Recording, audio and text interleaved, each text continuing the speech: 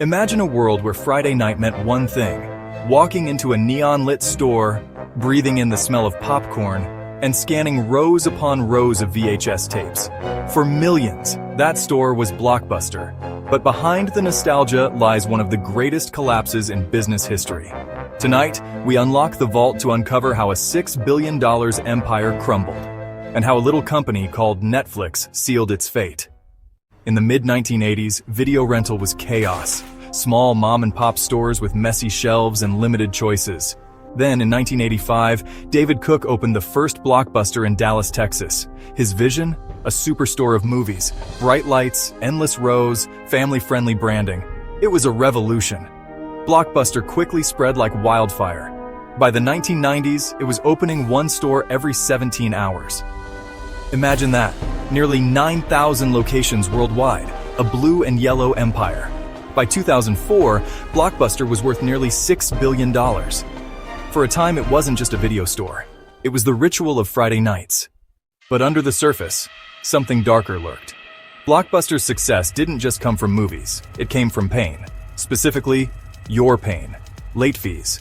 In 2000 alone, Blockbuster earned nearly $800 million from late fees. Customers hated it, but they had no choice. Blockbuster was the gatekeeper of entertainment. The company was swimming in cash, but also in arrogance. And arrogance is deadly in business. Enter Netflix. In 1997, Reed Hastings and Mark Randolph launched a strange little company. Instead of visiting a store, you ordered DVDs online, and they arrived in your mailbox. No late fees, no hassle, just convenience. At first, Netflix was tiny. Blockbuster laughed them off. But then, in 2000, Netflix approached Blockbuster with an offer. Buy us for just $50 million. The idea was simple.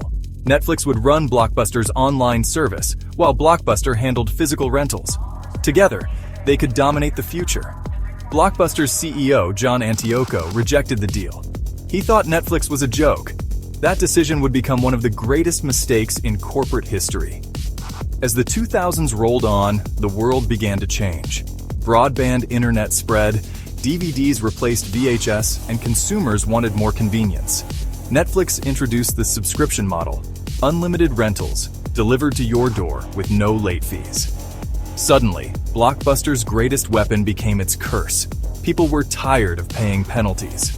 By 2004, Netflix was thriving.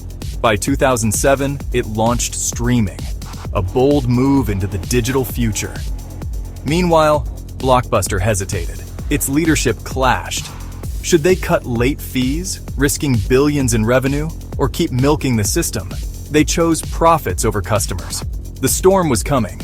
In 2005, Blockbuster finally removed late fees, but it was too late. Customers didn't believe them. Lawsuits followed, accusing Blockbuster of deception. At the same time, the company launched Blockbuster Online, a copycat of Netflix. It was clunky, rushed, and bleeding money. Internally, executives panicked. Imagine running a billion-dollar company but realizing your entire business model is collapsing overnight. Netflix was small, but it was agile. Blockbuster was a giant, but giants move slowly. And in business, speed kills. By 2010, Blockbuster was drowning. Netflix was growing exponentially, reaching over 20 million subscribers. Meanwhile, Blockbuster's stores, once crowded, stood empty. The smell of popcorn faded. The neon lights flickered out.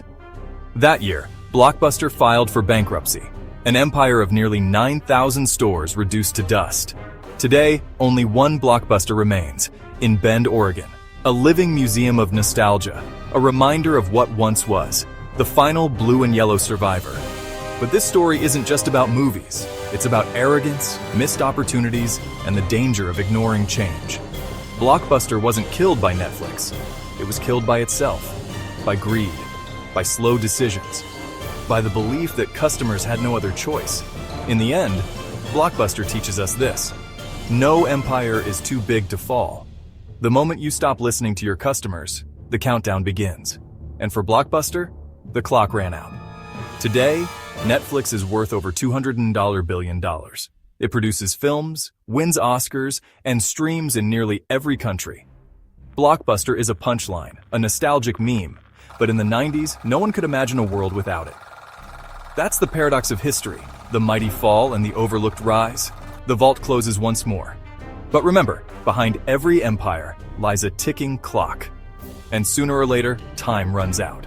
If you want to uncover more hidden truths and forgotten stories, subscribe now and step with us into the Vault of Secrets.